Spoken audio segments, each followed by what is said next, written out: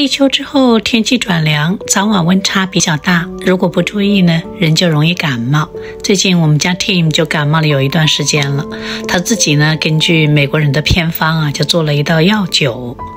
他用到的呢主要是洋葱，还有白糖，当然你也可以用蜂蜜也行，还有 whisky， 这是传统的美国人的偏方，都用 whisky， 还有柠檬。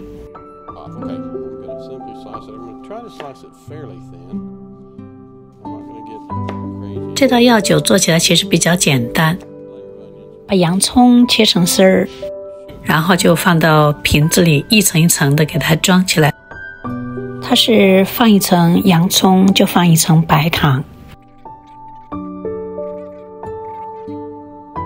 装好后把它摇匀，让这个糖充分的匀入到那个洋葱里头，然后放到冰箱里放个3天吧，很快它就会出汁儿。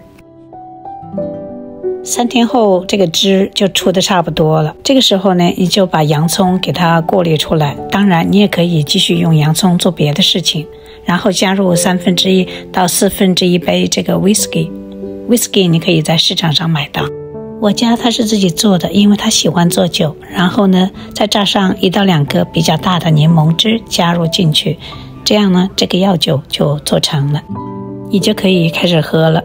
与传统的英美的人喜欢用的 hot toddy 不同的是，这是一个冷饮，它不是热饮。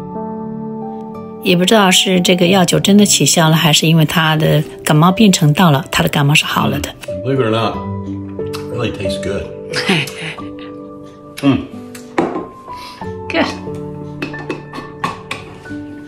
Okay. 我想即便是作为一种感冒的预防的用品也是不错的。